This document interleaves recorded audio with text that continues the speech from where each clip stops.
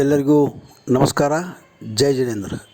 Jain Sandesh YouTube ಚಾನಲ್ಗೆ ಸ್ವಾಗತ ಸುಸ್ವಾಗತ.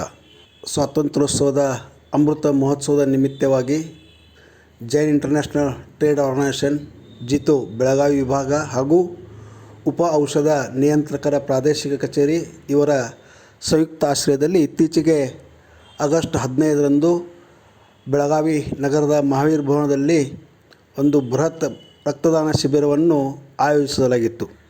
ಈ ಶಿಬಿರದಲ್ಲಿ ಒಟ್ಟು 801 ಜನರು ರಕ್ತದಾನ ಮಾಡುವ ಮೂಲಕ ಒಂದು ಹೊಸ ದಾಖಲೆಯನ್ನು ನಿರ್ಮಿಸಿದರು.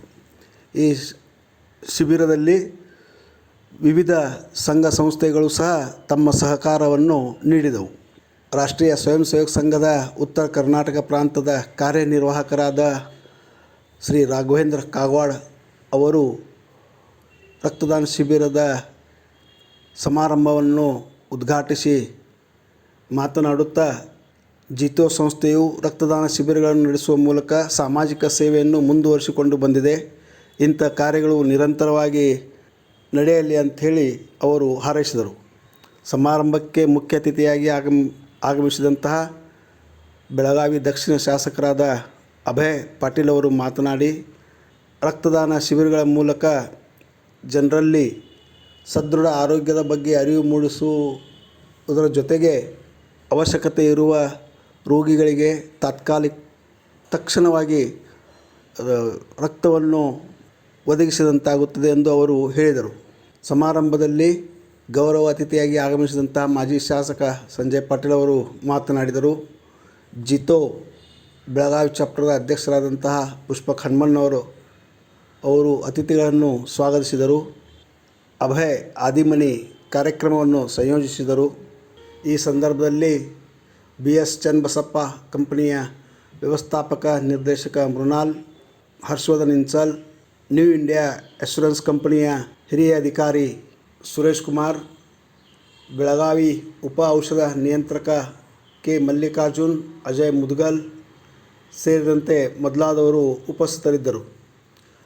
ಜಿತೋ ಕಾರ್ಯದರ್ಶಿ ಅಮಿತ್ ದೋಶಿ ಕೊನೆಯಲ್ಲಿ ವಂದಿಸಿದರು. ಈ ಶಿಬಿರದಲ್ಲಿ ರಕ್ತದಾನ ಮಾಡಿದವರಿಗೆ ನ್ಯೂ ಇಂಡಿಯಾ ಅಶ್ಯೂರೆನ್ಸ್ ಕಂಪನಿ ವತಿಯಿಂದ ಜನತಾ ವೈಯಕ್ತಿಕ ಅಪಘಾತ ಪಾಲಿಸಿ ಯೋಜನೆಯಡಿ 1 ವರ್ಷದ ಅವಧಿಗೆ 1 ಲಕ್ಷ ರುಗಳ ವಿಮೆ ಯೋಜನೆಯನ್ನು ನೀಡಲಾಯಿತು. ಧನ್ಯವಾದಗಳು.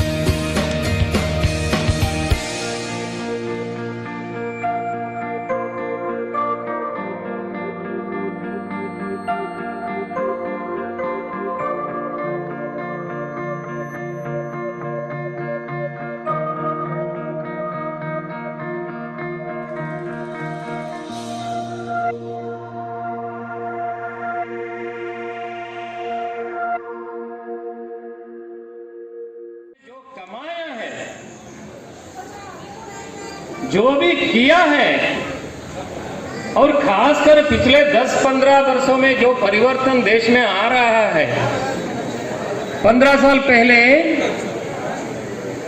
20 साल पहले, 30-40 साल पहले किसी दुनिया के दो देश में अगर युद्ध हुआ तो शांति लाने के लिए सारा दुनिया अमेरिका की ओर देखता था। लेकिन आज रशिया और यूक्रेन के बीच युद्ध हो रहा है और रशिया और यूक्रेन दोनों युद्ध में जब रत थे तब उनसे बातचीत कर हमारे देश के 30,000 नागरिकों को सुरक्षित वहां से युद्धभूमि से वापस लाया गया। ये आज भारत की शक्ति है। केवल हमारे देश के नागरिकों को नहीं बल्कि दुनिया के अनेक देशों के नागरिकों को भी सुरक्षित उनके देश को पहुंचाने का काम किया।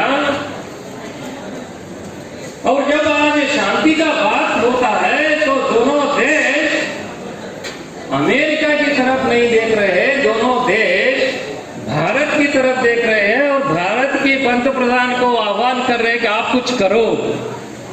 यह है भारत का शक्ति। आज दुनिया के बड़े बड़े देशों ने, अमेरिका जैसे जो देशों ने जब कोविड के महामारी आया 2 साल तो वैक्सीन तैयार करके उनके ऊपर पेटेंट लेने का सोच रहे थे, पेटेंट लेने का। लेकिन भारत ने रिकॉर्ड टाइम पे वैक्सीन डेवलप किया। इतना ही नहीं कि 100 करोड़ से ज्यादा लोगों को वैक्सीनेशन किया विद इन 1 ईयर। पिछले 50-70 सालों में हमको पता है कि कोई आज़ादी किसने दिलाई है, एक चर्चा का विषय है। तो हमको एक ही परिवार या एक ही व्यक्ति के बारे में सोचते रहते थे कि यही लोगों ने दिया है। लेकिन 3.5 लाख से भी ज़्यादा क्रांतिकारियों ने अपने जीवन गंवाए हैं। तो मैं आपको अनुरोध करता हूँ, यहाँ पे घऊकट्टा में एक प्रदर्शनी लगी है। 75 लोग जो महान क्रांतिकारी थे, अपने जीवन के यौवन में उन्होंने अपना जीवन का बलिदान दिया है। मैं एक छोटा सा उदाहरण देता हूँ आपको कि महाराष्ट्र में एक 18 साल का बालक जो अनंत कनेरी के नाम से जाना जाता है, कनेरी, देश की आजादी को 75 साल हुए हैं। ये हमारे लिए त्योहार है, उत्सव है, हमारे लिए जोश का कारण है। लेकिन ये लोग ये बात कभी ना भूलिए मेरे यारों, मेरे दोस्तों, एक पहले घाव दिया गया, फिर मरहम दिया गया। 14 अगस्त को देश के टुकड़े किए गए, पाकिस्तान हमसे अलग किया गया। पाकिस्तान को अलग करके देश का विभाजन करने का काम भी कुछ गलत लोगों ने किया। किसने किया ये मंच नहीं, मैं को बताने नहीं जाऊंगा, आप लोग समझदार हो। उस घाव को भी याद रखो और हम आगे हमें क्या करना है ये भी जिंदा रखने की कोशिश हमें करना है। खास करके जीतो के लोगों का मैं तहे दिल से शुक्रिया अदा करता हूँ।